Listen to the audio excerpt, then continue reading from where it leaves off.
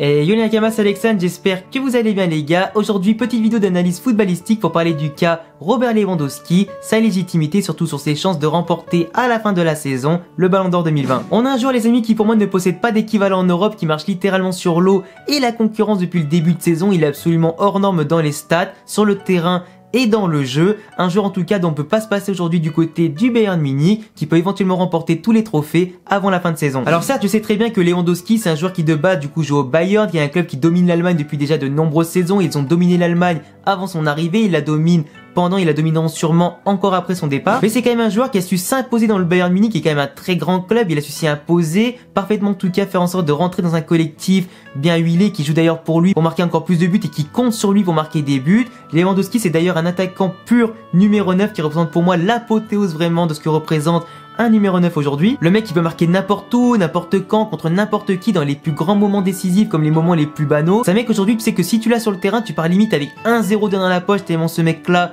est monstrueux, il fait peur à la défense, il attire en tout cas tous les défenseurs sur lui, toute l'attention est focalisée sur lui dans la surface, d'où le fait que par exemple des joueurs comme Serge Gnabry ou Coman aujourd'hui peuvent en bénéficier pour marquer plus de buts. C'est un joueur les amis, pour faire juste une petite piqûre de rappel en termes de stats, il en est quand même à 48 buts en 41 matchs, soit plus de 1 but par match, c'est absolument exceptionnel comme ratio, quasiment du jamais vu. On a un mec comme lui qui a marqué notamment 33 buts en Bundesliga, sachant qu'il lui reste encore un petit match à jouer avant la fin de saison pour éventuellement marquer un 34e, un 35e ou un 36e. Il est aussi quasiment qualifié pour les quarts de finale de Ligue des Champions après la victoire du Bayern en 8e de finale aller 3-0 contre Chelsea, dans lequel d'ailleurs il a beaucoup brillé avec Gnabry pour se qualifier. Du coup il lui reste potentiellement 4 matchs de Ligue des Champions, parce que pour rappel, les matchs de Ligue des Champions à partir des quarts de finale seront à match unique, du coup un 8e de finale retour, plus un quart, plus une demi et une finale. 4 matchs en tout cas pour améliorer son bilan de 11 buts en 6 matchs. Donc 33 buts en Bundesliga, plus 11 quand même en Ligue des Champions, loin devant la concurrence de Gnabry, de Kane, Haaland et les autres, pour vraiment en tout cas être mis en place comme le meilleur buteur d'Europe, toutes compétitions confondues, en Ligue des Champions et en championnat. Du coup, en plus d'avoir remporté la Bundesliga, il est aussi en finale de Coupe d'Allemagne après avoir marqué quelques buts importants. Il jouera d'ailleurs la finale contre Leverkusen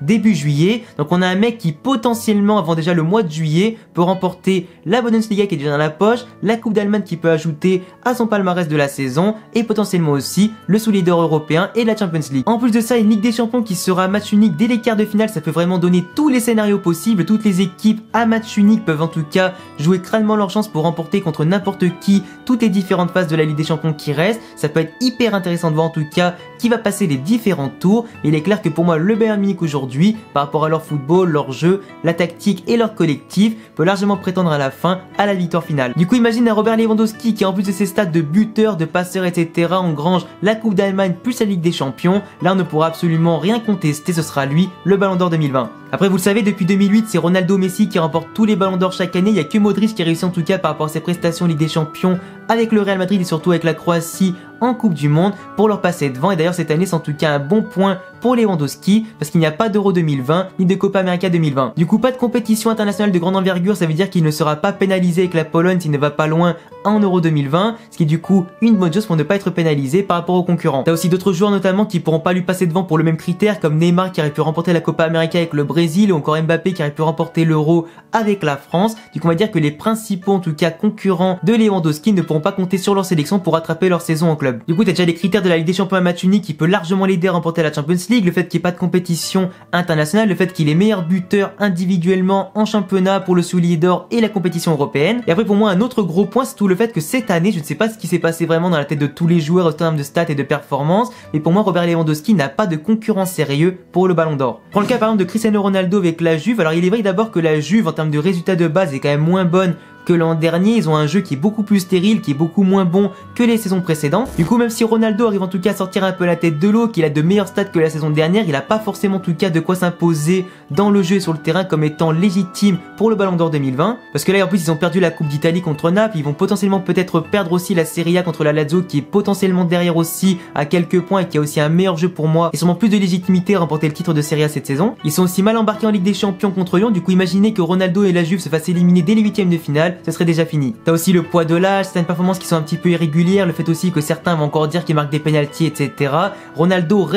ça reste en tout cas pour moi le meilleur joueur du monde avec Messi, mais cette saison je le vois pas en tout cas avoir les bons arguments. En plus de ça, 100 € avec le Portugal potentiellement à gagner pour passer devant Lewandowski. Sauf s'il remporte la Ligue des Champions, mais là encore ce serait quasiment impossible vu la qualité du jeu de la Juventus, ce sera difficile. On a Lionel Messi qui en termes de but et de passe D est largement en dessous des saisons précédentes, mais qui reste quand même impressionnant. En tout cas sur le terrain il est clair, qui fait la différence, il gère encore une fois tout le jeu du Barça, c'est sur lui en tout cas que tout repose pour gagner des matchs. Mais le fait qu'il ait déjà perdu la Copa del Rey contre Bilbao, le fait aussi qu'en championnat il a plus son destin entre les pieds, que c'est le Real Madrid potentiellement qui va remporter la Liga avant la fin de saison, le fait aussi que pour moi le Barça n'a pas l'équipe pour remporter la Champions League et encore moins un match unique, ça va être compliqué en tout cas pour lui de passer devant tous les autres pour cette année. T'as Suarez aussi qui a été blessé les 3/4 de la saison, qui n'a pas en tout cas les stats ni en tout cas l'influence sur le jeu pour passer devant les autres. Griezmann aussi qui a eu une mauvaise intégration, qui a été pas très bon cette saison avec Barcelone. Le fait aussi qu'Hazard du côté du Real Madrid a quasiment raté toute la saison, il a aussi des stats assez faibles et sur le terrain il est pas assez influent pour montrer vraiment le vrai joueur qu'il est.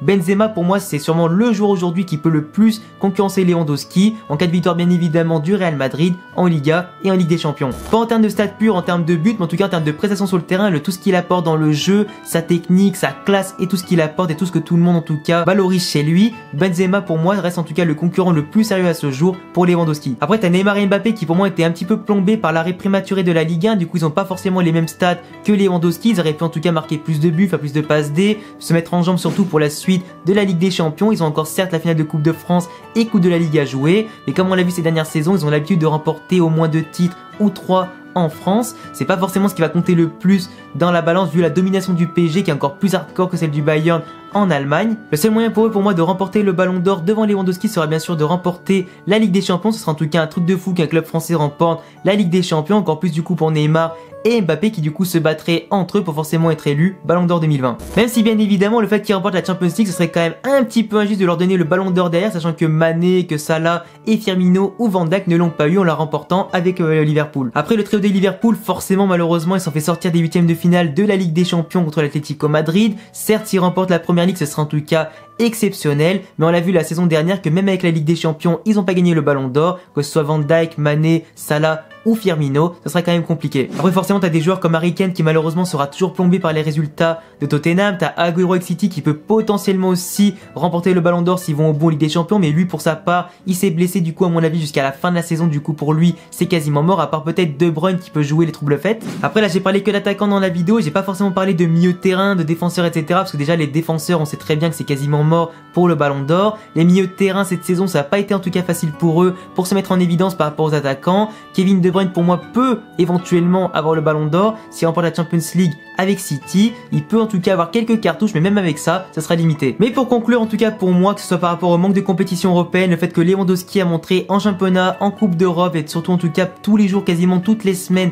avec son niveau, qu'il a le talent et le niveau et la légitimité nécessaires pour remporter le Ballon d'Or et encore plus si le Bayern remporte la Ligue des Champions en fin de saison. En tout cas les gars, je vous laisserai débattre en commentaire sur mon analyse, me dire en tout cas si j'ai raison, si j'ai tort, si Lewandowski est légitime d'être Ballon d'Or ou pas du tout. Je vous laisserai au pire me donner votre propre favori pour la fin de saison, en tout cas pour le futur vainqueur de Ligue des Champions, le futur vainqueur du Ballon d'Or, je vous lirai avec plaisir. Je vous laisserai bien évidemment vous abonner, cocher la cloche et me laisser de gros pouces bleus si forcément vous aimez mes vidéos et mes analyses. Je vous laisse également me rejoindre sur tous les réseaux, il y a tous les liens en description. A bientôt les gars pour une prochaine vidéo, ciao.